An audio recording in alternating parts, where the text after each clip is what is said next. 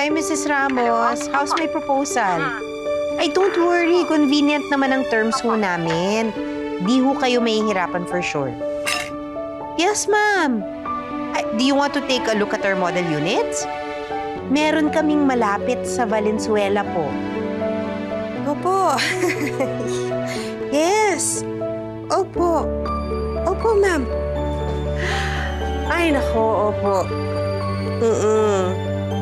Ay, opo.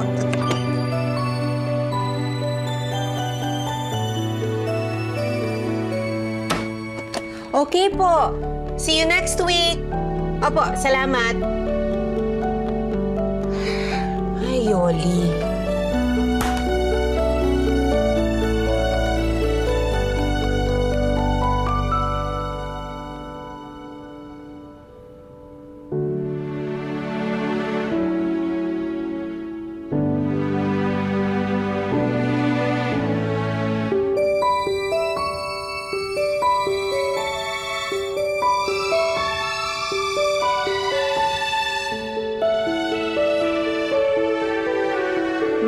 Na-close ko na pala si Mr. Galvez, ha? I-prepare mo na lahat ng documents niya. Grabe ka, Mare. Paano mo siya napao-oo? Ako pa ba? May imposible ba sa akin? You really deserve a break. Magbakasyon muna kayo ng inaanak ko. Kailan ba huling out of the country niyo? Naku, tsaka na nga yung bakasyon na yan. At tsaka super cannot be, hindi ba? Dahil meron pa tayong opening ng Taguig branch natin. May 12 yun. 1 month away na lang.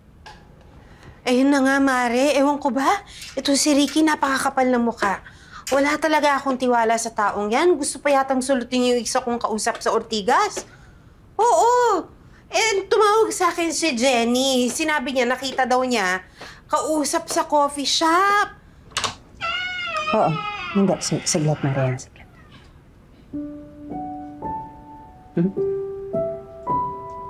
Oh, yun na nga.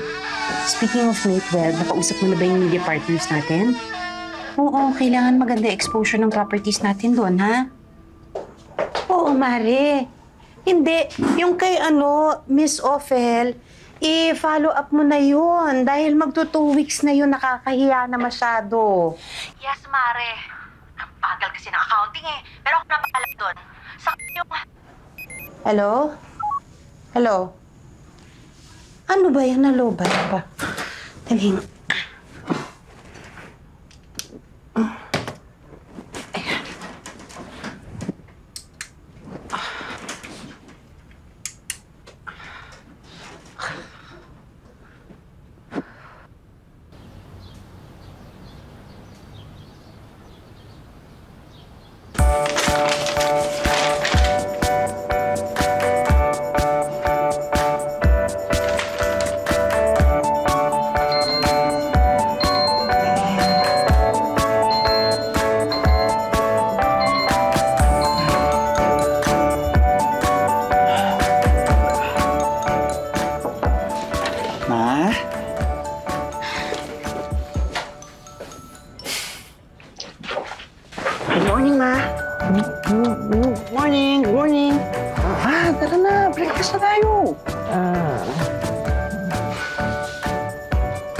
Okay, Ma.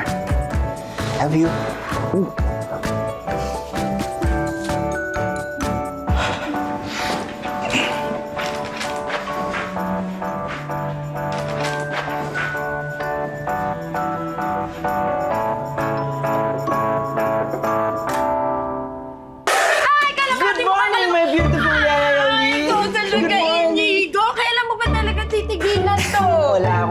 Yaya. Ay, naku. Uy, what's this? Napako na yung lunch mo. Nag-boil lang ako ng broccoli, carrots, tsaka string beans, at tsaka Chicken with a pinch of salt. Oh, alam mo talaga, Yaya. Thank you. Love you.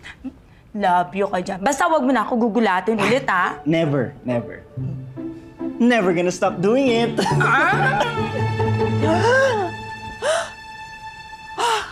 Inigo, anak! Inigo! Anak! Better luck next time, ma'am.